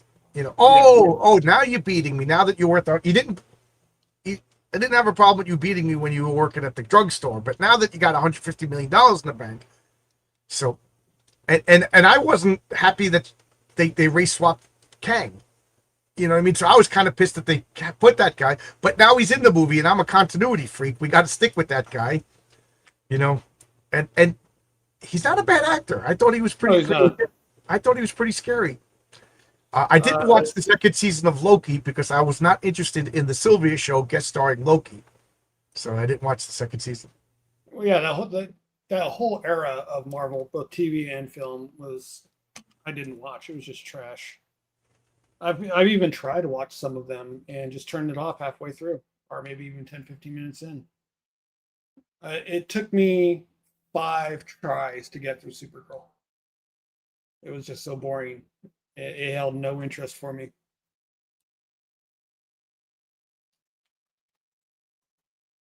That Loki show bothered me so much. That's one of the reasons why I came up with this agency that I'm using in the Crisis on Independent Earths.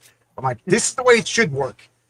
It's not all hokey, and they got fat black woman with thunder sticks beating up Norse gods and stuff. Yeah. I didn't watch the I second never season. understood. I watched the first season. I didn't watch the second season. The Sylvia show guest starring Loki. I don't care what that stick does. You're a human being. You should not be able to hurt a Norse Asgardian god. Well, it's not Loki. Like look at Loki from Avengers #1, arrogant and glorious and powerful, confident. And then look at the Loki in that TV show. Granted, it's a Loki from a different timeline, which immediately makes me not interested. Oh, so it's a different Loki. So it's a different character. I don't care. I thought the Wonder Man series was pretty funny, though, but it was a buddy cop show, not a superhero one. To me, Wonder Man, without the existential angst of knowing what it's like to be dead, is not Wonder Man.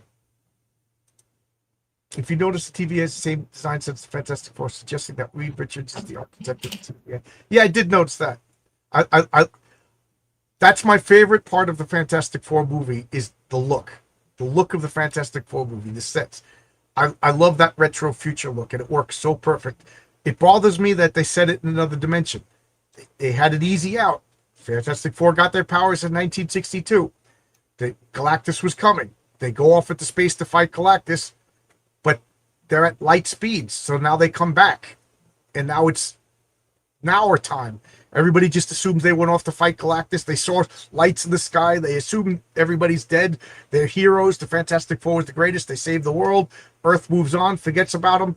Now they return because they're traveling at relativistic speeds. They crash land. This is the Fantastic Four movie. They go off. They fight Galactus. They defeat Galactus. The second movie, they crash land because the ship is damaged in the battle. And they're like, where are we? I don't know. And turns out they landed in Latvia. And now they're prisoners of Doctor Doom. They fight Doctor Doom, come back to Earth. There you go. There's two movies. The best part of Loki show is the comic book cost. That I agree with 100%. That guy stole the show. I actually stopped it. Had to talk to my wife about how much I liked that guy. I can't, Rupert something, the act Rupert Grant, who played comic book accurate Loki. That was awesome. I was skeptical about the Loki show and only watched because I bought it, but the greatest show I've ever seen. Okay, I'll take your word for it. Maybe it is good. Maybe I'll watch it. I still got a week left of vacation. It really wasn't actually Wonder Man. They made him Haitian, but no dogs or cats were eaten, so it was unrealistic. Well, I mean, if they want to do Simon Williams, if they want to forget that he was also a rival to Tony Stark, who got his power, blah, blah. In the movies, I understand when they change a few things, like Tony Stark can't be in Vietnam. The Fantastic Four, well, they could because that movie was set in the weird 60s. But, like, they no longer fought in World War II. Was the Hulk trying to invent the gamma bomb as a response to the Cold War? I don't know. You know what I mean? So I understand that. The thing that was great was Doctor Strange origin was basically exactly the Doctor Strange origin. They fleshed it out a little bit, but they kept it. That, to me, was one of my favorite Marvel movies. And what I think is funny is they changed the Ancient One, and they played up like, oh, we needed to have a strong female. No, they changed the Ancient One because they couldn't have a Tibetan Lama as a leader of a place of importance if they wanted that movie to play in China. Yep. So they took a diverse Chinese role and turned her into a white Irish woman to placate the Chinese. And then it to me it's just like when woke goes wrong. But anyway, I'm trying to think more things about the Spider-Man movie. So A, I love the look. B, I love the action. I love that he kept his costume on. I love that they reduced the jokes to when it was proper. Right. The action was, did I already say that? The action, the fighting, the scenery, the look, the tone. Here's another thing. This is another thing. Okay, so here's my weird criticisms aside. This is my big criticism now. So he comes back. He goes to Frank Castle's house. MJ reads the letter that Peter Parker was carrying around. So Zendaya, I'm going to say Zendaya because she's not Mary Jane. I don't know who she is. So Zendaya now understands everything, but she has no emotion. She has no memories of this. It's as if it happened to a different person. Okay, they did that well. That made sense. Now, here's my proposal to you. You're a girl. She just graduated college. She doesn't like her boyfriend. They made that abundantly clear. And the superhero who saved the universe, the world, the city, you, professes love to you, and you're just like, I don't know who you are, but I'm willing to start fresh. You know what I mean? That's what she should have said. Not like she wasn't disgusted by it. She wasn't like, how dare you? It was just like, I'm sorry, but I have no... People meet every day. People have hurt. That could have been, he had all of this feelings and attachment, but she was just like, you know what? You're physically fit. You're a freaking superhero. What American girl wouldn't have been like, Spider-Man is professing his undying love for me? Yeah, why not? Let's go out on a date. Let's see where this goes. that to me was like unrealistic. You know, Right. she should have been like, "Hey, I date Spider-Man now." Apparently, we were in love before. I don't know. I'm willing to start from scratch. This is a fun. Yeah, you put together miniatures. This is the only thing that I hate about putting miniatures together. You always cut yourself, and you don't know until you see the blood. You're like, oh, okay. Yep. Every day. I come home, my wife's like, "How'd you cut yourself?" I'm like, I didn't even notice. Yeah.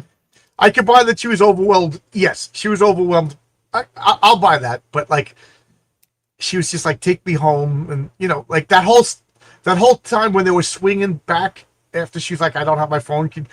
It was supposed to be awkward, but I could see her being like, she's hugging onto this guy, she's feeling his muscles, it's exciting and stuff like that. But wait, and then she sees him hanging out with Ned. She realizes he's not a creep. Like, did she have feelings for him by the end of the movie? And then Ned recognizing him immediately, everybody's like, bros before hoes. No, they forget Ned has magic powers, right? Ned had the spell ring in the last movie. So Ned, it was a spell that took away the memories, but he's a magic user. It's already established. So I'll buy that Ned magicked his way back. But I don't know. I overall, it's one of my favorite MCU movies. It was one of the better ones. I hope it's a harbinger of the way things are going to be, because Marvel's notoriously conservative in the fact that, okay, Guardians of the Galaxy worked. The next 4 movies, blah blah blah blah blah blah blah. It's going to be this. Oh, and by the time they realize that didn't work, they already had like 4 or 5 movies in production. So I'm hoping they realize that being respectful, toning down the humor to when it's actually appropriate, and taking the material seriously, and borderline horror. I really can't stress how much I liked that this movie was, with a little bit more nudging, would have been a horror movie. That I think horror and superheroes really does work well. Yeah, it sounds like you read a comic book about it. Yeah. Zendaya isn't playing Mary Jane Watson, she's playing Michael Jones Watson. That's why I thought what's her name? Sadie Sink. That's why I thought she was going to be playing Mary Jane. I thought they were going to so that's why my wife was totally surprised when she introduced her as Jean Grey. She actually like looked at me and stunned, but it was spoiled for me. I knew she was Jean Grey. And I got to make it absolutely abundantly clear. If the Punisher doesn't go after Jean Grey or take another shot at her, that ain't the Punisher. Because he is uncompromising. Jean Grey, for all we know, she one confirmed death. That old timer with the beard, and Arkham and I are very sensitive to old timers with beards getting killed. Take it a little personal. Yeah, take that a little personal. I saw myself in that role. Construction worker, just going to work, and next thing you know, I got hit by a car. Just for us. If the next movie he has a neck brace, I'm going to be like, that's me. He broke his neck. Buy his comic book. But she's a villain. She's absolutely evil. And the guy from Damage Control is absolutely evil. Two people can be wrong.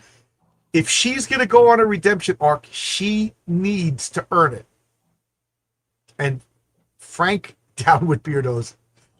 Frank Castle, if he doesn't take another shot at her when given the opportunity, he's not the Punisher. The Punisher has no compromise when it comes to crap like that. And I do hope that they're playing up that mutants are scary. John, what would you rather see as a potential Marvel horror side project? The Hulk versus Nightmare, or Doctor Strange versus Nightmare? Doctor Strange versus Nightmare. Hulk versus Nightmare, it's just going to be him flailing about because it's all in his head. Well, I meant like Nightmare kind of using the Hulk, manipulating him, or manipulating Banner, and then triggering the Hulk. I mean, yeah, that could work, but when it comes to Nightmare, I want to see Doctor Strange going into the dream dimension and having these ultimate, scary, I mean, you're right. Horror movie tropes and stuff like that. I mean, why not? It could be both. You could have Nightmare doing that to Hulk, and then Doctor Strange gets involved. You know what I mean? That could be a movie. But yeah, I would love to see a Doctor Strange movie that's not like the last Doctor Strange movie, which was just, hey, show the movie.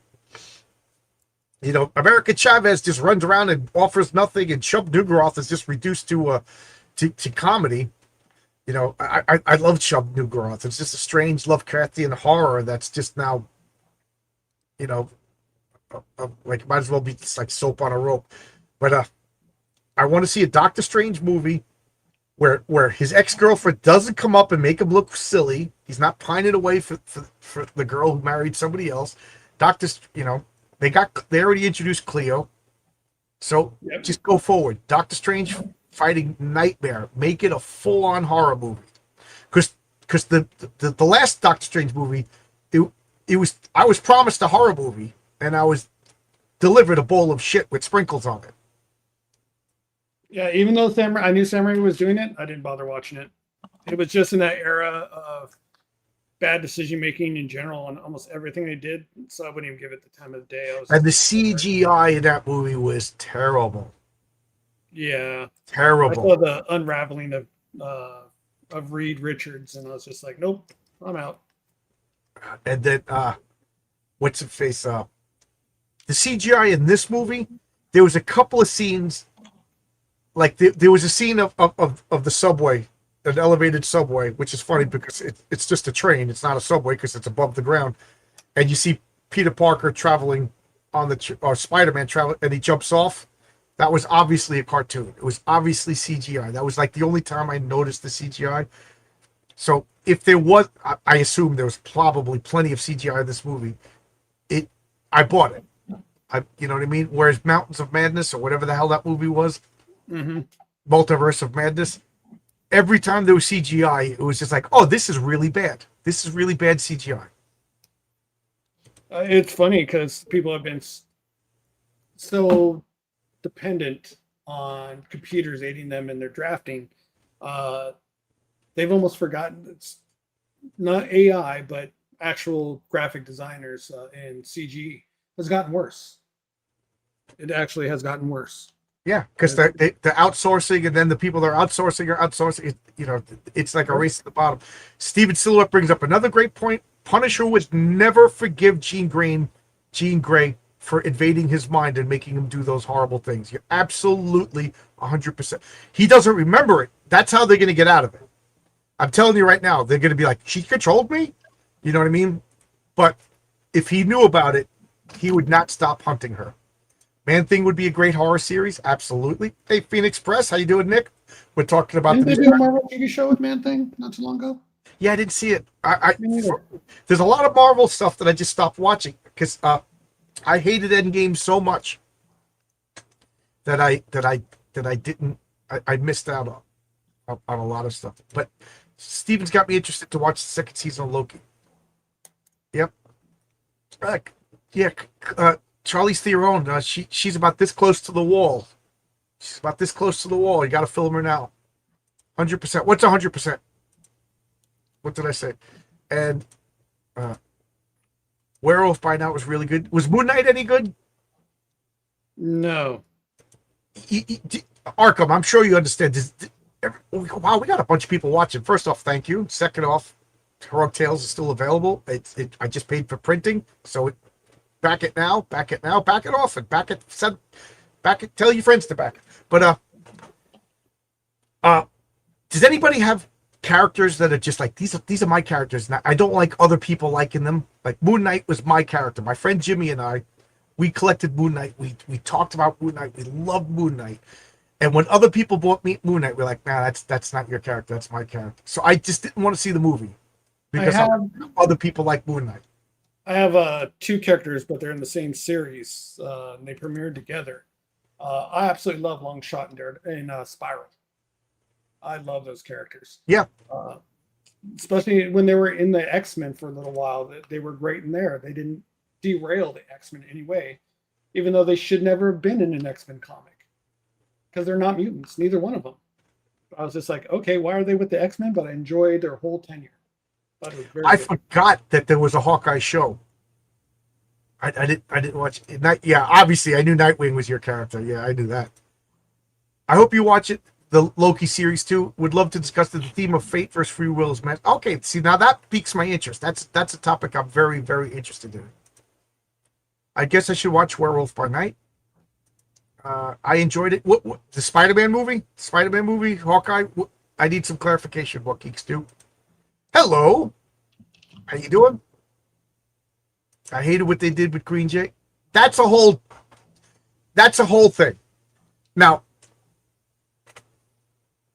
4 or 5 years ago, I would have dismissed this whole movie because that's not Jean Grey. I've since learned and accepted that the MCU and the comic books are different. They're different things. Now, they poisoned the well as far as the X-Men, which in a strange way makes me look forward to the X-Men. Now, here are my thoughts. Because the X-Men are persecuted. People don't like mutants. But in the comic books, they just don't like mutants because humans are jerks. No. Like, in recent years, like since 2000, people are bigots. You know, they're cis white patriarchal bigots. They just don't like the X-Men because they're gay and they're transgender and whatever. And I hate that. Now, in the real world, I don't care how progressive you are, you would hate the X-Men because they're scary. A guy who could open up his eyes and kill everybody, a girl like Jean Grey who could take away your agency and have you walk into traffic because she's on her period, or you know what I mean? I'm being silly, but you get the point. A woman who could control the weather and then your house got taken out in a hurricane, you can be like, why did she let this? You know what I mean? The X-Men should be scary and they should be legit concerns, which is why the first X-Men movie dropped the ball so hard. The first X-Men movie made the presupposition that the X-Men were good and people were wrong for not liking them. Where in the real world, the X-Men, the onus of earning trust is on the X-Men. And I think that's where they're going now. Because the first mutant they introduced was Jean Grey, who in my mind is irredeemably evil. And I think that is the precursor to what they're going to do with the X-Men. They're going to make them, you know, a better argument, you know, and I'm kind of on board with that. I'm kind of on board with that. Phoenix says he enjoyed Loki as well. Okay, I'm outvoted again. I'm not a tyrant here. I changed the Crisis on Independent Earths from 3 pages to 3 to 5 pages because man, did people were not happy with that. Spider-Man could dodge bullets from multiple guns. Getting shot by a sniper round makes no sense. He intentionally got shot by the sniper round. He jumped in. He literally jumped in front of it. He took the bullet to save because he's a hero. He took it. You know, first off, you got to take into consideration it was shot by the greatest gunman in the history of Marvel, the Punisher, with a high-powered sniper rifle. It was moving. You know, that's the thing about sniper rifle is they move faster than sound, so you don't hear them coming. This wasn't just a regular pew-pew gun. You know, and one of the reasons why Spider-Man dodges bullets is he sees the arms moving. By the time his senses activated, the bullet was already on the way. He had no time. It was either take the bullet or she dies. I have no problem with what happened. Not as good as No Way Home, but it was solid. Okay. Determinative fruit. Yep. See, now you're talking my language over here. This is something that I want to. I like an actual villain. She nailed it, but that's not Jean Grey. I understand. I understand it. She's a villain. There was 2 villains in this movie, Jean Grey and the Doctor. She should be. Yep. She absolutely. She does not just because her sister was tortured and murdered, like Steven Silhouette said. When she did all this horrible stuff, she didn't know that. Not that it would have been okay if she knew it, but it makes her even worse. And I'm loving the comments. You guys are, hey, Courtney, how you doing? How you doing, Courtney? When you coming on and talking about punk rock? Speaking of X-Men, but shouldn't the X-Men movies and the comics be set decades after the time of Spider-Man? Yeah, but unfortunately, you know, the Fantastic Four should have been the first Marvel movie. But rights and licensing and stuff gets in the way. The real word, the X-Men mutants would be dysfunctional. Absolutely. Absolutely. They were like the Greek gods. Half the Greek gods were hated and appeased rather than worshipped. So the Marvel manufactured your const by making you accept the crappy stuff by feeding it over and over. No, I hated it. I hated all of this. This was the first Marvel movie that I liked since Infinity War. I liked Infinity War. I liked somebody at my door. Who's at my door? 10, 11 o'clock. Hold on 1 second. Take your gun. Oh, okay. It's my wife feeding the stray cats. It's my wife feeding the stray cats. Really? I didn't know she knew all of them. Tell Joel Shermer I said hello. Brian Setzler's at my house. It's Slim Jim Phantom and Lee Rocker. Wow, I Nobody's remembered gonna all, understand that except for us two. I remembered all the names. I remembered all their names. Hey, bud. Yeah, dude, I got to see the whole lineup not too long ago. Oh, I love rockabilly. And as far as rockabilly goes, the Stray Cats are like the alpha dogs of rockabilly. And for about 5 years in a row, my wife and I went to go see the Brian Setzler Orchestra for Christmas. Yep. That was a great show. Attention before she found an assistant. Right. She's horrible. She's a villain. That makes her even worse. She is a bad person. She's a bad person. And Frank Castle should be hunting her down right now. He's like, "Oh, okay, you okay? I feel bad, man. I shot my buddy. You okay? All right." And then he's not going to tell Peter Parker, and he's going to go after Jean Grey. Well, we can argue about this all night long. Spider-Man sometimes gets shot even in the comic books. He's not infallible. You know, he's Spider-Man. It's not Spider-God. Do you think they're going to try to do the at least for a little while until they hook up with Scott? Because you remember in the comic books they kind of had a thing going with Kitty and Spider-Man. You think they're going to go with that? With there was a Peter Parker Kitty Pride romance. I don't remember that. Yeah, if I could be remembering incorrectly, that would not surprise me. I don't remember that. They had a thing going on for a little while. At least the movie, the main villain was a black guy. Marvel. Yeah, I was saying this DEI actually worked in favor of shocking me. Because I'm repeating myself here, but when I saw the movie and I saw black cop girl, she's going to be a girl boss and everything, and she was surprisingly okay. You know, she didn't kung fu anybody. She wasn't, "I'm the highest ranking officer here." She was. I mean, there are girl cops. There are girl cop detectives. You know, so you know. But I immediately suspected wokeness and DEI. So that, and then when I saw the black guy's head of damage control, I was like, "Oh man, this whole movie is going to be all the black guys are angels and bosses and all the." And then he was the villain. So it totally DEI. They used DEI and tricked me, and I'm you know, they did it. I don't know if that was their intention, but it worked for me. That scene with him eating the fried chicken and watermelons I think was inappropriate. The manufacturer, it's like Marvel has lowered the bar by quality. Okay. Yeah, even as a white guy, I'm telling you, fried chicken and watermelons is never a bad idea. I'm talking about comics sense for Marvel. I don't understand. I don't quite get what you're saying here, Option Share. I don't mean to dismiss. If you could explain that a little bit better. People compared her to Bucky, which does not work because people compared who to Bucky? Jean Grey. At least they didn't pull off a repeated Daredevil series where Matt takes a Punisher bullet for the Kingpin and just walks it off. I would say the difference there is, well, who did he compare Jean Grey to again? What's that? I was just trying to remember what the last comment was when he was comparing Jean Grey to somebody. Bucky? Oh yeah, Bucky. Bucky was under mind control. That's the difference. Jean Grey made these choices. Right. I guess I didn't see this. I don't think I saw the last season of Daredevil, the one that just came out. I didn't see it because I don't know, the Netflix Daredevil was perfect, and I heard the Disney Daredevil kind of ruined it. Bucky was brainwashed. Bucky was brainwashed and did not intentionally want to kill people. Yep, that's the difference. They should have used the Phoenix Force. The movie reveal was that I hate the Phoenix Force. I hate the Phoenix Force. I hate the Phoenix Force. It takes away drama, tension, accountability. It removes everything that made Jean Grey interesting. You know, it's the devil made me do it.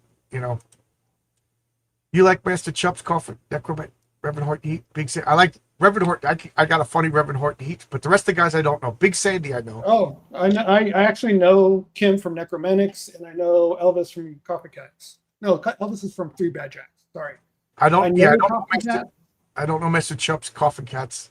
But I do know. Necromantics are from Denmark. Big Sandy's from LA. Reverend Horton Heat. I'm trying to remember where he's from. I've seen I Reverend used to be Horton big many in times. that scene. Yeah, Really when big. I lived in Albuquerque, he was constantly going back and forth playing. Yeah. She has a perfect out, which is Phoenix. Yeah, if they use the Phoenix Force, then it's a cop out. But you know they're gonna. Spider-Man got shot by automatic weapons. He can dodge bullets, but he can only dodge most automatic. What is that on? He's fallible. He gets shot once in a while. You know, Punisher rolled a 1, critical hit, or he failed his saving throw. It happens. I'm saying, shouldn't the X-Men be set decades after Spider-Man, Avengers, Fantastic Four, another? Well, I mean, they all came out around the same time. You know, Thor, Spider-Man, Fantastic Four, Avengers all came out like the same 2-year period. Okay, what do you want me to say? We disagree. We disagree. Wasn't X-Men the last of that to be published? Women don't take accountability in general. At least in this case, there wasn't out. See, that's just it. I think the heroism displayed by Spider-Man is making her realize that she is a bad person. So maybe she's going to go on a charm offensive, but she needs to do time. She needs to do time. She needs to go to prison. She needs to go to prison for years for what she did. Matt Murdock just finished taking a bullet for the Kingpin, saving his life because he would have stayed in court. Yet it all accomplished was an enabled and even longer trail of death. See, I didn't see it, but I could see Daredevil taking a bullet for anybody because he's supposed to be blind justice. And justice, he's supposed to be the system. You know, he'll beat you up, but then everybody gets a trial. So I could see Matt Murdock wanting the Kingpin to stand trial. So I could see that, even if it was Bin Laden. Manufactured consent means by feeding nothing but crap, but over time people started accepting and say, "Oh, I've accepted it, it's different." Oh, okay. I kind of figured that. I kind of figured that's what you're saying. Like the way he used that with the Sentry. I didn't see the Thunderbolts. It looked terrible. Did you see Thunderbolts? No. Yeah, I didn't see it either. The only anything in that movie that interests me was Sentry. I actually enjoy Sentry in the comic books, Robert. Yeah, I thought Sentry was the last good Marvel new character. And then, but I didn't have enough faith in the Marvel writing team to do him justice. I heard that they actually wrote him pretty well, but I wasn't going to pay to go see him. Well, I didn't want to go see it because, well, I do like Sentry, but Red Guardian, they just made a fat joke. I didn't like that portrayal. I don't like Florence Poe. There's something about her that just rubs me the wrong way. Taskmaster is a miniature woman. Who else is in that movie? John Walker is pretty cool, but yeah. So I was like, I don't care about these characters in Marvel. You know, if the next couple of movies I enjoy, then I'll go back and watch the movies that I missed. Another issue I have is why not have Peter tell her the stuff she had to do from Aunt May. He didn't really have a chance until she got into his mind, really. I'm saying I can't think of mutants being something from Marvel's future making more sense. I think mutants.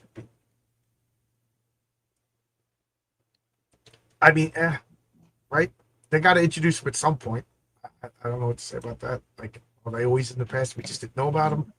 They just didn't want the guy telling her that stuff because it was a nice point in No Way Home. Thunderbolts was. Did we lose me? Did I leave? Thunderbolts was uninteresting. I think Sentry was the only one in the movie who didn't have a bland-looking costume. U.S. Agent was okay. I didn't see it. I got to see it, maybe. Sorry, I meant they used the Sentry's void aspect.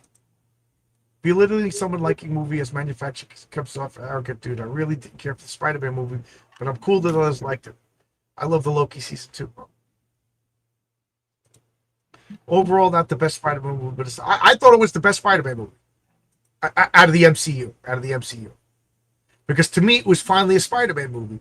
Because Spider-Man wearing techno-organic Iron Man suits is not... Just like Batman doesn't wear body armor. Batman, and take bullets to the chest and survive. Batman... I don't like that the Black Panther wears Iron Man armor, and I don't like that Spider-Man wears armor. So this... He wore fancy goggles.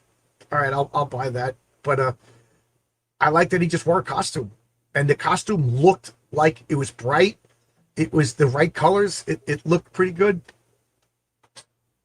So and he kept his mask on. Yeah, it doesn't take much.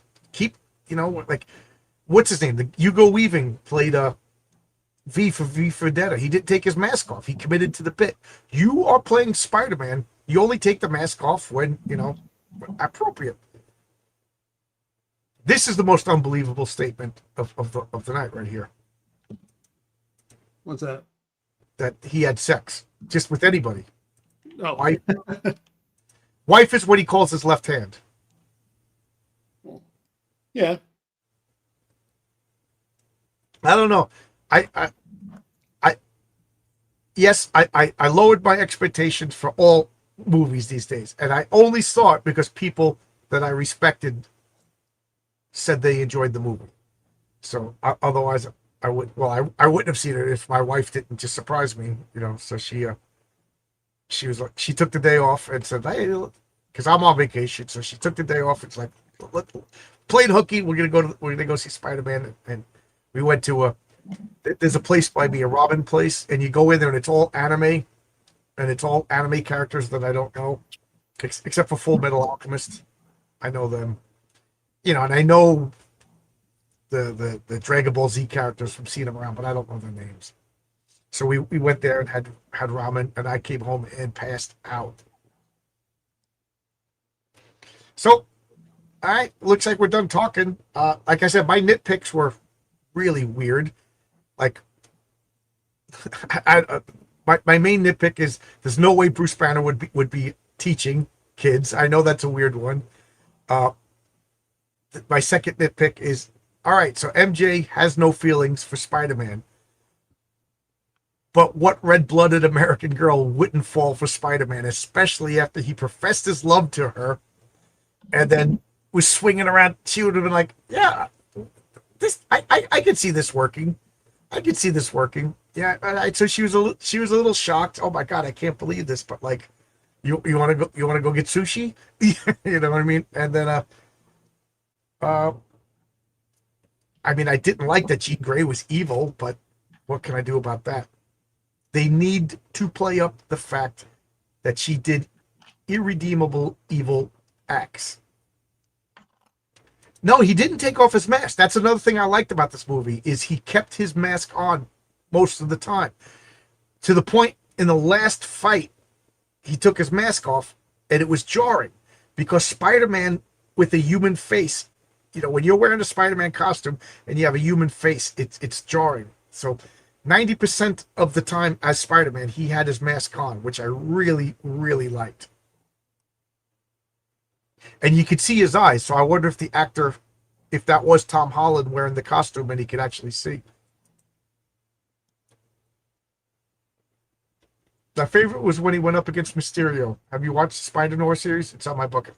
I don't like variations of the superheroes, you know what I mean? Because the Spider-Noir, there already is a 40s pulp character called the Spider, and he looks exactly like that. So, it's basically they're taking a public domain character and renaming it.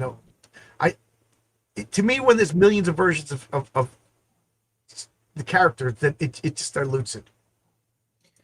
All right, John, I'm going to take off. I got to. Yeah, I'm going to be taking off soon. With the existence of super soldier serum, cosmic rays, gamma radiation, see you, thanks, whatever, shouldn't they contribute to letting the mutants exist just like nuclear? Yeah, I got no problems with mutants. I got no problems with mutants in the MCU. I mean, they already established it. Jean Grey's a mutant.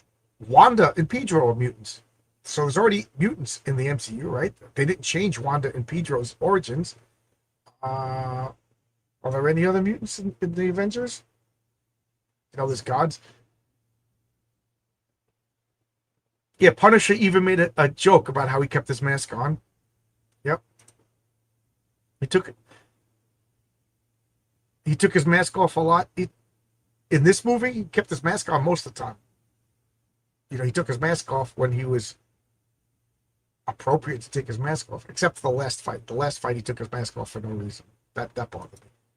I'm just saying, think about it. I don't remember him doing a lot in this movie unless it's called. I don't remember him doing it a lot in this movie unless it really called out.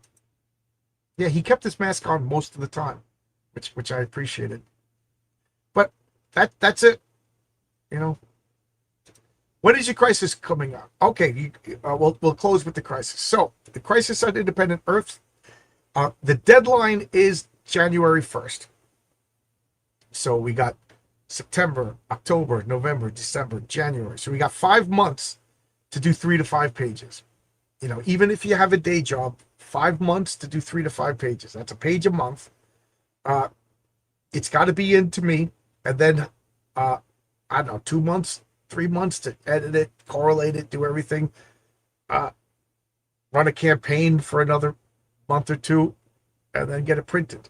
So my goal is to, I mean, it's not late until the campaign says it's late, but my unofficial goal is to a year from when I announced it. So I announced it. I'm going to say I don't remember the exact date, but I'll say August 1st. So my goal is to have it in your hands by August 1st. That's the target date. His mask was off when was at the house at the party with the Punisher. We talked the Hulk. His mask was off at the house that party with the Punisher. What? He wasn't at a party with the Punisher. He was in the Punisher's house. He took his mask off because he was soldering, but he had that curtain up. And he took the mask off when he fought the ninjas at the end, which was stupid. That was stupid. John, I hate Gate. You know, Watergate is one thing. Any other time you say Gate, it's just cringe. It's over with. Come up with a new term, like just Gate, Gamergate, Fartgate, whatever Gate. Yeah, Gate. It's old at this point. We got to come up with a new word. 5 years of quality.